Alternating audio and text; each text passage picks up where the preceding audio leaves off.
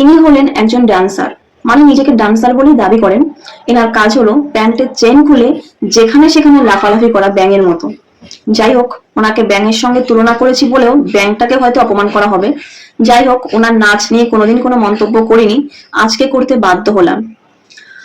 ছি দিদিভাই ছি, আপনি এতদিন প্যান্টের চেন খোলা রেখে রাস্তার মাঝখানে যেখানে সেখানে নেচেছেন, তবু নয় মানা যেত। ধরে নিয়েছিলাম আপনার যোগ্যতাই হলো প্যান্টের চেন খোলা রেখে যেখানে সেখানে বেলের ল্যাপানা দেখানো। কিন্তু আপনি এখন কি করলেন?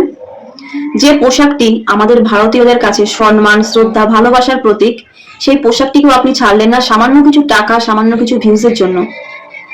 একবার বর্ডারে গিয়ে দেখুন তো, কত সৈনিক এই পোশাক পরে নিজেদের পরিবার ছেড়ে, নিজেদের জীবনকে বাজি রেখে পুরো দেশবাসীর স্বার্থে, আমার আপনার স্বার্থে যুদ্ধ করে যাচ্ছেন। তাদের পরিবার ভয়ে ভয়ে রয়েছে।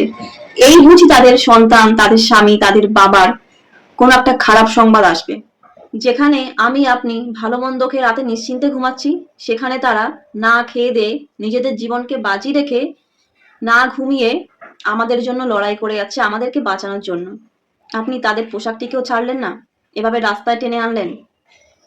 ওনাদের পোশাকের সাথে আপনি পুরো ভারতীয়দের ভালোবাসার সম্মানকে রাস্তায় টেনে এনেছেন।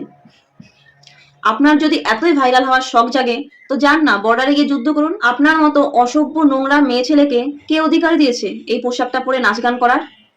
কে অধিকার দিয়েছে আপনাকে? আপনার সেই যোগ্যতা আছে এই পোশাকটা পরার? আপনি জানেন এই পোশাকটা পরতে তাদের কতটা কষ্ট পরিশ্রম করতে হয়? আপনার সেই আইডিয়া আছে? সরকারকে বলছি এই মহিলাকে আইনের আওতায় আনা হোক।